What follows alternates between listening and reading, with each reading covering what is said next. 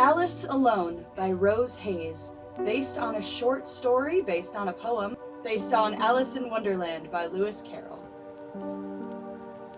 Part 1. All is dark, almost oppressively slow. Slowly, a line splits open, revealing a far too wide smile filled with far too sharp teeth. Have you ever fallen down a rabbit hole? Remember to bring some bread. It's important to never trust what they give you. Rely on yourself instead. A faint scream slowly grows louder and louder. Colors whirl, light spins, and we get the distinct sensation of something falling and falling and falling until something crumps onto the ground. Spotlight on Alice. The rest of the stage is simply the suggestion of a forest. Stars hang above, slowly moving, but not the way stars are supposed to move. These stars dance around the sky, a murmuration of light. Hello? Hello, is anyone there? Lizzie? Charlotte? Anybody? Her words echo, bouncing off the walls. Slowly, she stands up and dusts off her dress. Oh dear. Oh dear, indeed. Cheshire Cat abruptly appears. Where? Who knows?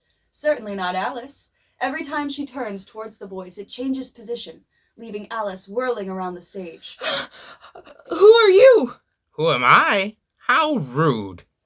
Who I am is hardly important when you're the intruder here. But I suppose one must lead by example. You may call me the Cheshire Cat. Cheshire Cat? Wait, intruder? I don't even know where here is. No, that's not it. That's not right at all. You see, I've told you what to call me. Now you should give me your name. Oh, I'm sorry. I'm Alice. But, Cheshire Cat? I just want to get home. I didn't mean to intrude. Much better. Here is here, of course. And you didn't ask to come in, making you, by default, an intruder. It was an accident. I fell. There was a rabbit in a hole, and the hole just suddenly got bigger. It's not my fault. I didn't mean to come here, I swear. If you could just point me towards the exit, I promise I'll... Exit? Foolish child. If you arrived without meaning to, what makes you think you can leave on purpose? What? But really, that's hardly important now. What matters, what matters to you, not to me, is how you think you'll last long enough to find your way home. What is that supposed to mean? Good luck. Cheshire Cat opens a previously unseen door and disappears through it, perhaps in a tree, somewhere in the environment. Alice runs over and tries to follow, but finds the handle is no longer there. She bangs on the door, but to no avail. She's alone once again. Right. Okay, that's fine. It's okay. It'll all be okay. This is hardly the first time I've gotten lost. Okay. I don't think I can retrace my steps. And I haven't seen anyone besides that strange cat. I suppose that means I can't just wait here for Mother to find me. The gurgle of her stomach interrupts her. Maybe I shouldn't have skipped lunch. Okay, first things first, find something to eat, then I'll try to find the way back. Alice sets off, scenery scrolling past behind her. Suddenly, in the audience... Curious girl. I do wonder how long she'll last. With a snap of their fingers, food grows on stage. Stalks of what might have been corn if it wasn't blue. Pastries on trees, bunches of iridescent berries as big as your fist, and the like all begin surrounding Alice in a lush wonderland on stage. Oh, how beautiful! Ah, little Alice. How interesting. She reaches out and grabs some. Hesitant at first, she examines the fruit every which way before cautiously taking a small bite. When nothing bad happens, she eats with more and more enthusiasm, trying a little bit of everything, and exclaiming her amazement with each new wondrous taste. Once she is sated, she finds herself suddenly getting more and more tired, until she almost has no choice but to sit down. As she tries not to fall asleep, Cheshire Cat meanders up from the audience where they had watched the whole thing take place. Vines from the plants creep over Alice and curl around her limbs. Cheshire shoos them off as they carefully pick up the now fast asleep Alice. Part 2. If you ever fall down the rabbit hole, then this you should probably know. Please clutch your name tightly against you. If you don't, then you'll never go. Cheshire Cat snaps their fingers. Immediately, the forest whirls around and shifts into a quaint little cottage exterior. Perfectly normal, the exact kind of cottage you'd expect to find in the forest, if it wasn't half the size of a normal one anyway. Everything was shrunken down and looked as though it was meant for someone who only came up to Alice's shoulder. Chess lays Alice down at the front of said door, straightens their clothes, then snaps their fingers again, once more disappearing. At the same time, Alice wakes. What happened? Where? Wait, a house? Oh my, this wasn't here before. Hello? Hello? She inspects the exterior, peeking in through the windows. Is anybody home? Alice quickly returns to the door and somewhat hesitantly kneels in front of it as she begins knocking, slowly at first, but louder and more insistently as she continues getting the same answer. Silence. Hello? Anybody, please! If I could just come in and maybe get some directions back home? I'm lost, you see, and I'm sure my mother is worried sick. Do you know the Littles? I'm their daughter, Alice. The door slowly creaks open, perhaps under the force of her repeated knocking. Perhaps not. Oh? Is anybody there? Okay. I hope you don't mind, but I'm going to come in. She does. Slowly, she crawls through the too small door into the cottage. As she does, the set whirls around her once more, forming the cottage interior. It has everything you'd expect a shrunken-down cottage to have, from the fireplace to the antique table, looking as though someone simply left one day and never came back, as evidenced by the thin layer of dust covering everything. Once inside, Alice stands up and begins inspecting everything with delight. Oh, how lovely! How absolutely lovely! Oh, Mother would die for this tea set, and I've never seen such a beautiful pattern. And this! Oh, I've only seen this many books at the library before. I simply can't understand why anyone would have left this cottage all empty. You can't? Oh dear! I thought you were trying to leave. You're not from here, after all. I am! Of course I am! Have you come to show me the way out? Don't be silly, Alice. Why would I do that? How could I? I don't know where you came from any more than you know where here is. But I can tell you. I don't mind, you see, even if you don't want to tell me. It's right down the road from... I don't care, child. My mistake. Oh, you! Oh me, oh my.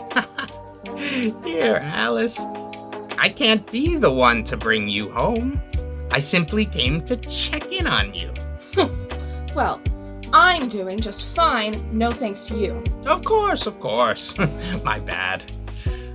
Well, if you're just fine, then I shall take my leave once more. Wait, no, I'm sorry, please come back. I didn't mean to. Please don't leave me alone again. Her voice echoes. Alice is alone, and so small in the house by herself. Or did the house grow? Surely not. Not yet. Oh, who needs that stupid cat anyway? I'll show them. I can find my own way home. Oh, I know, I'll bet they've got some sort of map in here. Alice begins searching, rifling through books, opening drawers, looking in every nook and cranny. What she finds is not a map, but instead a loaf of bread, surprisingly fresh, and a jug of clean water. Well, at least I won't starve.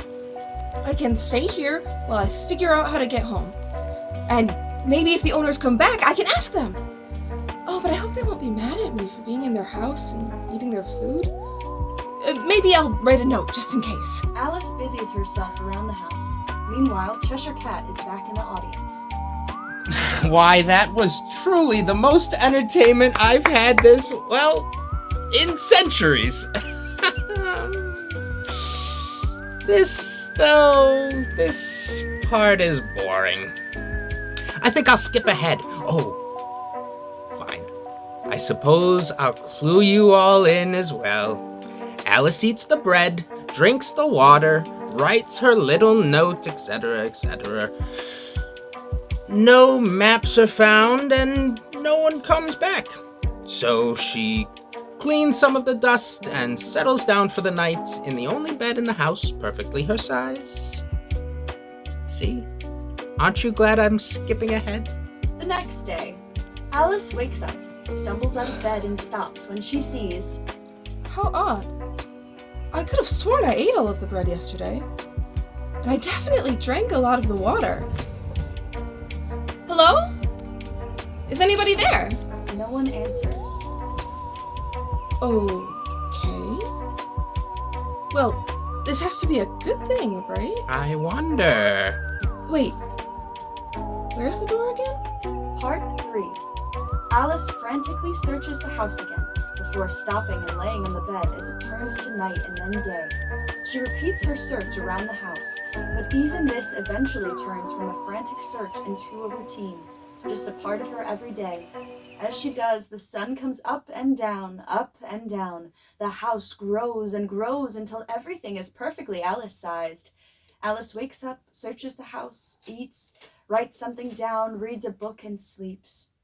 Cheshire Cat watches. In the background.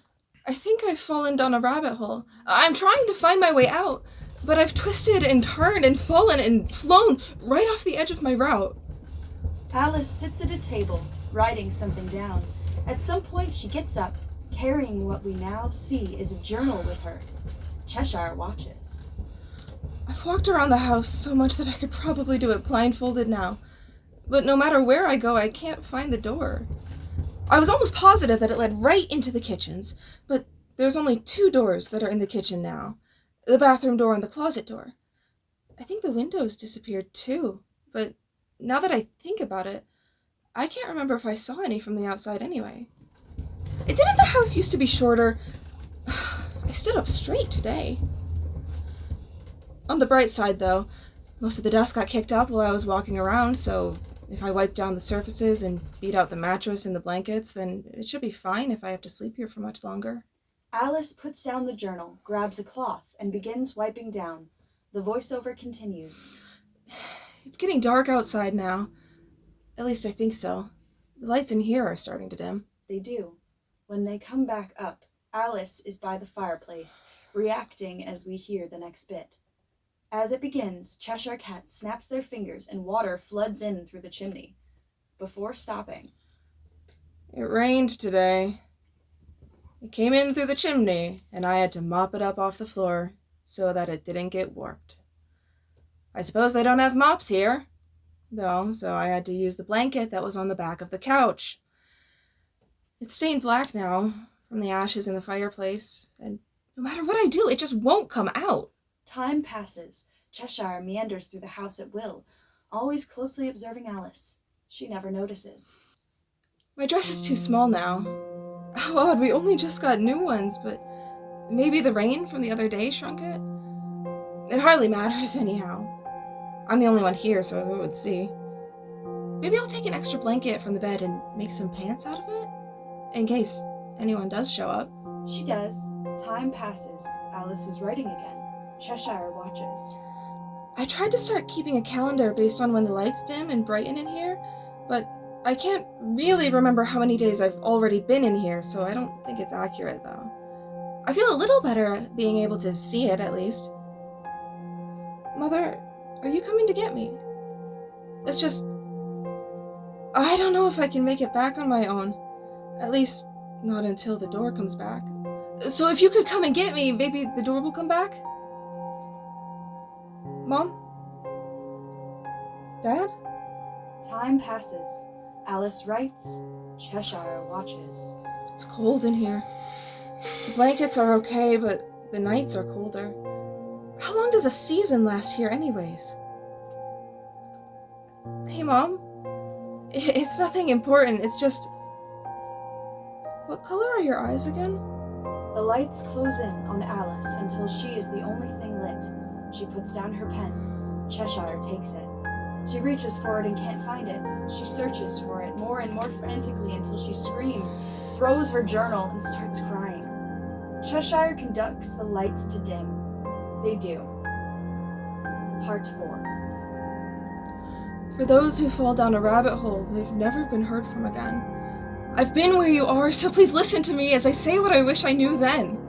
Lights slowly come up on Alice and Cheshire sitting at the table across from each other. Cheshire is still the same, but Alice seems empty. She wears a simple white dress. It's unclear if they're still in the cottage or not, but where else could they be? Oh dear, oh dear. You know, you did last longer than I expected. I did? Oh, yes. By far. Oh. Come now, dear. Well, I suppose you're not a child anymore. I'm not? Was I? Oh, yes. A long, long time ago. Now you're... What am I? Who am I? Ah, yes. It is a conundrum, to be sure. You're certainly not Alice anymore. I'm not? No, how could you be? You've lost yourself, dear. Oh. Is that bad? Some would certainly say so. I couldn't really tell you one way or another. All that really matters to me is that this isn't fun anymore. Oh. I'm sorry. Oh, don't bother. It was only a matter of time anyway. Then, what should I do now? It matters not. Frankly, you're boring now. Sooner or later, someone new will fall down the hole and the cycle will begin again. The world will feed, and I'll get my entertainment. Where do I go then? Can I go home now? Dear, dear. Do you even remember where home is? Of course I do. It's right down. It's... Where is it? That's what I thought. No, dear. All that's left for you to do now is leave. And let the world open up for the next pitiful lost soul. Oh. What will happen to them? By the same thing, of course, if they break the rules as well. You gave me your name, you took of our food, and you walked through the door of your own volition. What did you think would happen? Chess stands up, walks around the table to Alice and holds out his hand, waiting for her to take it and stand. She does. I don't know. Poor soul. Your time is over. It's time to rest now. Leave your place empty for the next person. Next? Who's next? Cheshire looks out into the audience, making eye contact with as many as possible before. Who knows? Cheshire leads Alice out by the hand. They disappear in a flash of blinding, brilliant white light that after a few seconds morphs into a familiar, too wide, too sharp smile before fading out. As that happens... Yes, I've fallen down a rabbit hole, and I can't seem to find my way home. I've eaten their food and gave them my name, and now all that's left is bone. Blackout.